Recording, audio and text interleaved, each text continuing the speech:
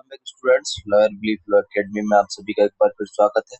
आज हम डिस्कस करने वाले हैं इस टॉपिक को चौधरी चरण सिंह यूनिवर्सिटी सेकंड सेमेस्टर के 5005 मतलब कि ड्राफ्टिंग एंड प्लीडिंग के हम सेक्शन को एक बार फिर डिस्कस करने वाले हैं। तक कि हमने पार्ट 2 वीडियो बना चुके हैं।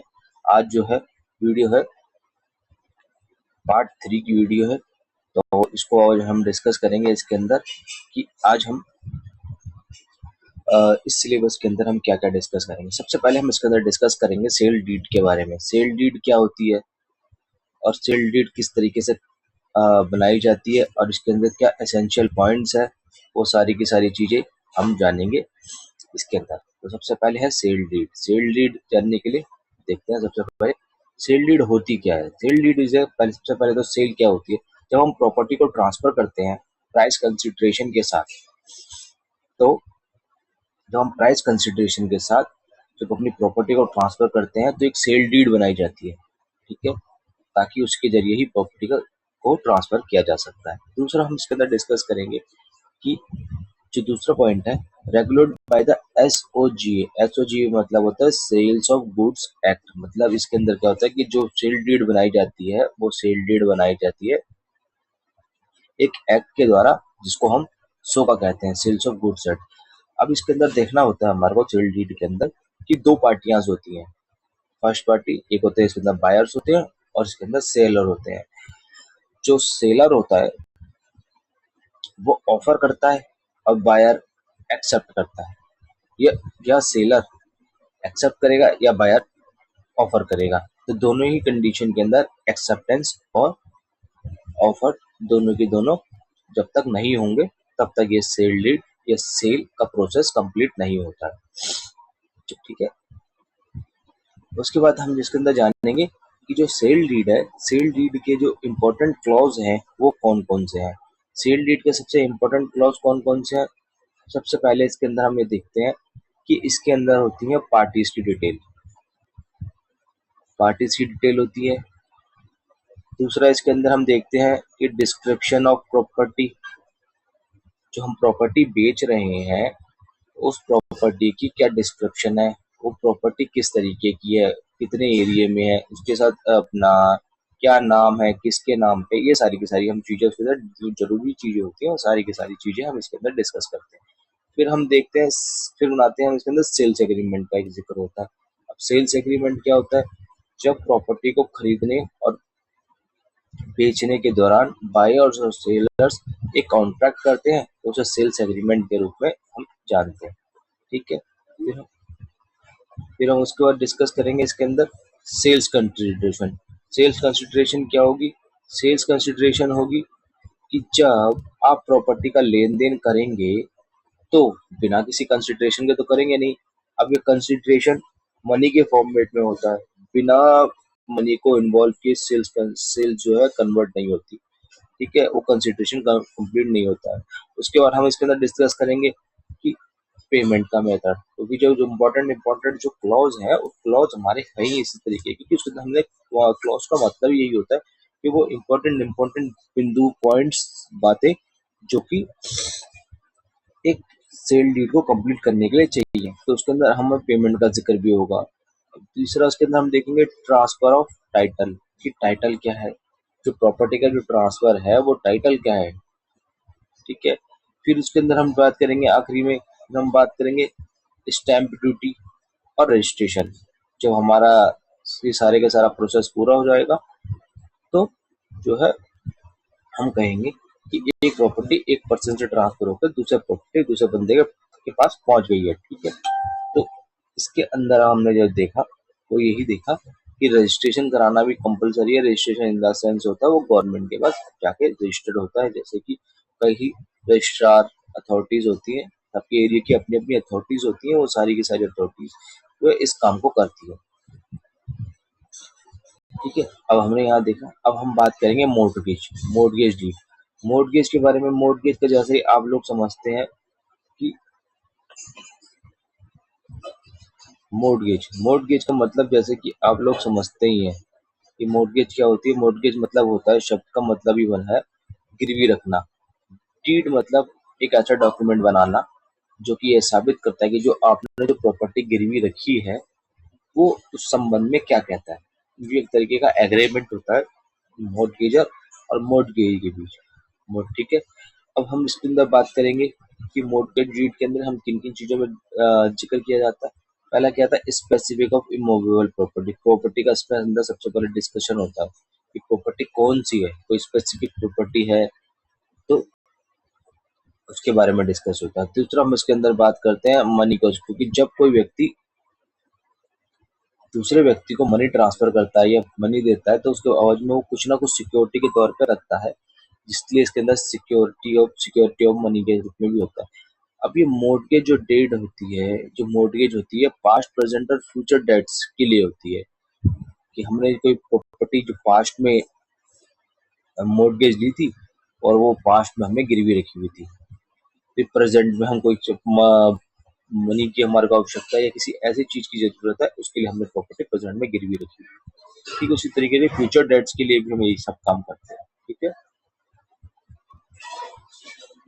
अब हम बात करेंगे इसके अंदर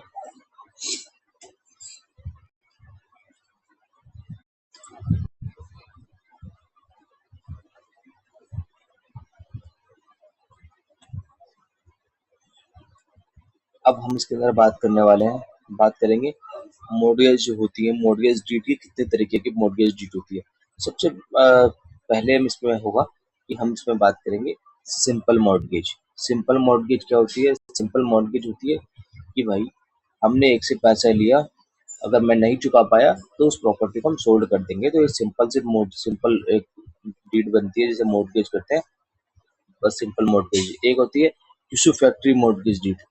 टिश्यू फैक्ट्री मॉर्गेज जिसका मतलब है जब हम किसी को अपना प्रॉपर्टी गिरवी देते हैं और उस गिरवी रखने के दौरान हम उसमें कहते हैं जो अगर रेंट और जो भी उससे जो प्रॉफिट होगा वो उसको हो जाएगा, तो इसे हम टिश्यू फैक्ट्री मॉर्गेज डीड होती है। उसके बाद अगली तरीके की डीड बनती है, अगली तरीके की डीड बनती है mortgage by the conditional cell.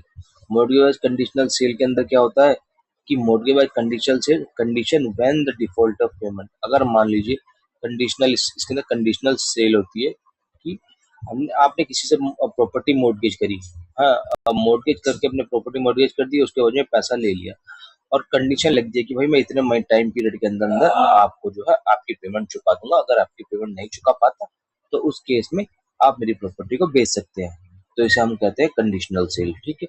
फिर होती है, हम फिर उसके बाद बात करेंगे आगे। फिर आती है बात की इंग्लिश मॉर्टगेज। इंग्लिश मॉर्टगेज के अंदर क्या होता है कि जब हम अपने जब मॉर्टगेजर रीट्रांसफर इट टू द मॉर्टगेजर, जब मॉर्टगेजर अपनी प्रॉपर्टी को मॉर्टगेजी के पास अपना गिरवी रखता है, तो इंग्लिश मॉर्टगेज के हिसाब से क्या होता है कि जब वो पूरा का पूरा जो एक्चुअल जो सारे की सारी जो एक्चुअल ट्रांसफर हो जाता है प्रॉपर्टी का, और जब वो मॉर्टगेज का पैसा उसको वापस चुकाता है तो मॉर्टगेजी उसको वापस ट्रांसफर कर देता है, रीट्रांसफर करता है मॉर्टगेज के संबंध में, तो इसे हम इंग्लिश मॉर्टगेज कहते हैं। इसके अलावा आखिरी आता है इक्विटेबल मॉर्टगेज। इक्विटेबल मॉर्टगेज के अंदर क्या होता है कि जो deposit title deed with secure of loan, इसमें इंग्लिश अपना इक्विटेबल मॉर्टगेज होती है। इसके अंदर टाइटल डीड के अंदर लिखा जाता है, लोन को सिक्योर करने के लिए दिया जाता है। एक है एमिकुलस मॉर्टगेज। एमिकुलस मॉर्टगेज क्या कहता है? एमिकुलस मॉर्टगेज कहता है कि ऊपर जितने भी पांचों के पांचों मॉर्टगेज है, इनको छोड़ के कोई और कंडीशन के द्वारा हम अपनी प्रॉपर्टी को गिरवी रखते हैं तो उसको एमिकस मॉर्टगेज कहते हैं। ठीक है। अब ये पांचों के पांचों मैंने आपको बता दिए, पांचों के पांचों एक बार देख लेते हैं।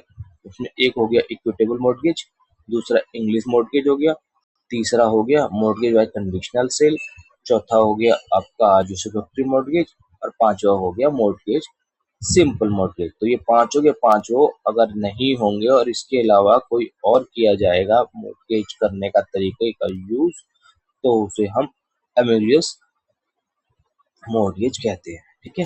अब आगे चलते हैं मॉर्टगेजर और मॉर्टगेजी के राइट पे। मॉर्टगेजर सबसे पहले आपको ये पता होना चाहिए कि एक्चुअल में मॉर्टगेजर होता कौन है। मॉर्टगेजर वो व्यक्ति होता है जो अपनी प्रॉपर्टी को गिरवी रखता है, और मॉर्टगेजी वह व्यक्ति होता है जिसके पास वो प्रॉपर्टी जाती है, जो लोन देता है, मतलब उधार के रूप में वो सुविधाएं उपलब्ध कराता है मॉर्टगेजर को, चाहे वो कुछ भी हो सकती है, चाहे मनी हो सकती है या किसी और तरीके की फैसिलिटी होती है जो मॉर्टगेजी प्रोवाइड करता है मॉर्टगेजर को। अब हम जान लेते हैं कि मॉर्टगेजर है तो मॉर्टगेजर की कुछ राइट्स और लायबिलिटी भी बनती हैं। मॉर्टगेजर कौन हो गया? मॉर्टगेजर फॉर एग्जांपल के तौर पे मान लीजिए ए और बी है। ए मकान का मालिक है और बी ए ने अपना मकान बी को गिरवी रखवाया है। तो यहाँ पर ए जो है वो मॉर्टगेजर का काम करेगा। यहाँ पर ए है जो मॉर्टगेजर का काम करेगा और बी को हम मॉर्टगेजी कहेंगे, क्योंकि ए ने अपना मकान जो है वो बी को दिया है, तो मॉर्टगेजर है। अब यहाँ पे बात करेंगे ए ए के राइट की कि ए के क्या क्या राइट है। तो ए का राइट है राइट टू रिडीम। अगर मान लो मॉर्टगेजर को लगता है कि वो अपनी प्रॉपर्टी बेच करके या किसी और तरीके से बेच के या किसी और तरीके से अब जो है लोन के अमाउंट को या किसी भी चीज को जो जिस कंडीशन पे उसने वो अपनी प्रॉपर्टी को गिरवी रखा था उसको क्लियर करा सकता है। तो उसके पास अधिकार है राइट टू रिडीम, मतलब कि वो अपनी प्रॉपर्टी को निकाल लेगा। ठीक है। दूसरा, redemption of portion. Redemption of portion का मतलब यहाँ पर ये होता है कि उसने जितनी भी अपनी प्रॉपर्टी गिरवी रखी थी, जो भी प्रॉपर्टी गिरवी रखी थी, उसका कुछ हिस्सा, मतलब कि छोटा सा कुछ भी हिस्सा वो चाहे तो उसको सेल आउट कर सकता है। क्या कर सकता है? Sell out. ठीक है। Right to inspection. Right to inspection मतलब होता है कि उसने जो अपनी प्रॉपर्टी बी के पास गिरवी रखी थी वो उसको चाहे तो टाइम टू टाइम उसका इंस्पेक्शन कर सकता है, कहीं उसने उसकी प्रॉपर्टी जो है बेच तो नहीं दी, कोई डैमेज तो नहीं कर दिया, किसी को किराए पे तो नहीं चढ़ा दिया बिना उसकी परमिशन की। तो ये सारे के सारे राइट जो होते हैं मॉर्टगेजर के पास होते हैं। ठीक है। अब हम जो इसके अंदर डिस्कस करेंगे आगे, वो करेंगे मॉर्टगेजी के राइट्स एंड लायबिलिटी। मॉर्टगेजी के राइट्स एंड लायबिलिटी के बारे में बात करेंगे। अब हम बात करने वाले हैं बी के बारे में। बी के पास क्या क्या राइट है? तो बी के पास राइट है कि अगर इन केस अगर मोर्टगेजी के का पैसा अगर मोर्टगेजर नहीं देता है तो वो उसके लिए शूट फाइल कर सकता है मनी के लिए, कि जो उसने पैसा उसको उधार दिया था। ठीक है। वो एक ऐसा बंदा भी right to appoint a receiver.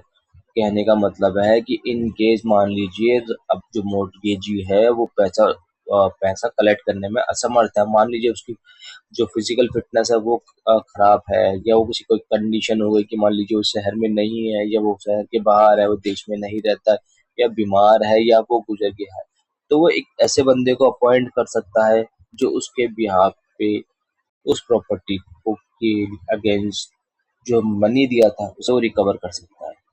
ठीक है। यहाँ पर हमने बात करी मॉर्टगेजी की। चलिए अब आगे देखते हैं।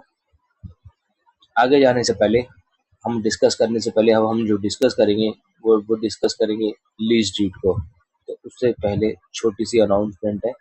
जो स्टूडेंट्स चौधरी चरण सिंह यूनिवर्सिटी के हैं और जिन्होंने एनरोलमेंट करा लिया है सीसीयू के अंदर, और उनके जो एग्ज़ाम आने वाले हैं अक्टूबर नवंबर के अंदर, तो अगर कोई स्टूडेंट चाहता है कि वो अपने जो है एजुकेशन को और अपने नोट्स वगैरह लेना चाहता है या स्टडी करना चाहता है, तो अभी लिमिटेड टाइम ऑफर है, आप उसको अवेल कर सकते हैं।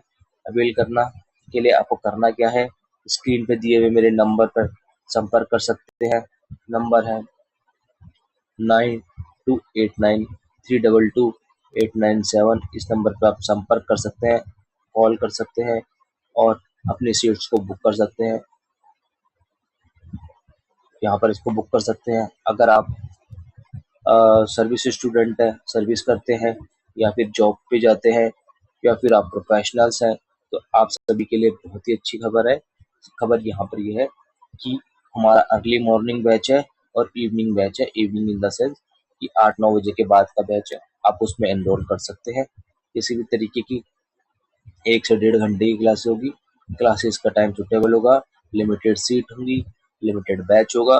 उसके अंदर आपको सारी की सारी चीज़ें क्लियर कराई जाएंगी ताकि आपके एग्जाम में आप अपना परफॉर्म कर सकें और इजीली आप उसको क्रैक कर सकें। ठीक है। चलिए अब आगे जा चलते हैं। अब बात करेंगे हम अब लीज डीड की। लीज डीड क्या होती है? जब हम अपनी ज़मीन को किसी को किराए पर या रख देते हैं तो उसे एक लीज कहते हैं। उसके लिए हम समझौता बनाते हैं। उसे हम डीड कहते हैं। लीज क्या होता है? जब हम अपनी transfer of right of immovable property, मतलब जो उनके पास जो प्रॉपर्टी है जिसको हम एक तो कहीं से दूसरी जगह नहीं ला सकते हैं, उसके कुछ अधिकार जो है हम अगले को दे देते हैं for the limited time period. क्योंकि हम एक डीड बनाते हैं और डीड के अंदर सारी कंडीशन मेंशन होती है, तो ताकि हम दे सके, उदाहरण के लिए देख सके तो अगर ए है, ए ने बी को रेंट पे अपना मकान दिया। किस पे दिया? रेंट पे। रेंट पे अपना मकान दिया है ना, तो जो ए थे, जो ए कौन है? ओनर है। ओनर है, उन्होंने अपना जो अपना जो मकान है वो बी को रेंट पे दिया है, तो उसने उस लिमिटेड टाइम पीरियड के लिए अपना राइट जो है बी को दे दिया कि उस टाइम पीरियड तक वो अपने पास अपनी जो है प्रॉपर्टी का यूज कर सकता है। ठीक है, तो इसको मतलब यहाँ पे हो गया लीज। यहाँ पे हो गया इसका मतलब लीज पे दिया है उसने। ठीक है, अब हम यहाँ पे जान लेते हैं इस बात को कि जब लीज डीड बनाई जाती है तो वो एक सेक्शन के अंदर काम करती है, जिस सेक्शन को कहते हैं हम transfer of property act, TPA. तो सेक्शन कौन सा है? सेक्शन 105 है, जिसे हम section 105 transfer of property act के नाम से जानते हैं। इसके अंदर जब हम लीज डीड बनाते हैं तो प्राइस का कंसिडरेशन जो है वो मस्ट होता है। बिना प्राइस कंसिडरेशन ये पॉसिबल नहीं हो पाता है, जो अगर उसके बगैर भी होता है पर कुछ कंडीशंस होती है फिलहाल। लेकिन अभी हमें हमारे को यहाँ पे जो जानना है वो प्राइस कंसिडरेशन के साथ जानना है। फिर हम जो इसके अंदर डिस्कस करेंगे, इसके अंदर पार्टीज होती हैं, दो पार्टीज होती हैं, हर केस में अलग अलग होता है। जैसे मान लीजिए जब आपने अभी थोड़ी देर पहले पढ़ा सेल डीड के बारे में, तो वहां पर सेलर और बायर थे। ठीक इसी तरीके से आपने यहाँ पर जो मॉर्गेज डीड के बारे में पढ़ा, तो आपको एक मॉर्गेजर थे और मॉर्गेजी थे। तो आप लीज डीड के बारे में पढ़ रहे हैं, तो लीज डीड के अंदर जब आप पढ़ते हैं तो एक होता है लेसर और एक होता है लेसी। लेसर कौन होता है?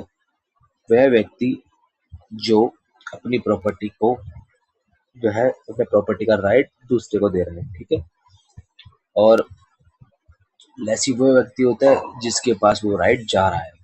ठीक, तो उसे हम लेसी कहते हैं। यहाँ तक आपको सभी को समझ में आ गया होगा, और चलिए फिर आगे देखते हैं। चलिए, आज तक की वीडियो में तो इतना ही। फिर मिलेंगे आपसे अगली क्लास में। तब तक मन लगा के पढ़ते रहिए, और जो बच्चे स्टूडेंट एनरोल करना चाहते हैं वो एनरोल कर सकते हैं। लिमिटेड टाइम के लिए ऑफर है, और लिमिटेड टाइम के लिए ऑफर है, प्लस लिमिटेड सीटें हैं। जैसे आपको सुटेबल लगे आप उस हिसाब से एनरोल कीजिएगा। फिर मिलेंगे आपसे। धन्यवाद। मन लगा के पढ़ते रहिए और खूब मेहनत कीजिए।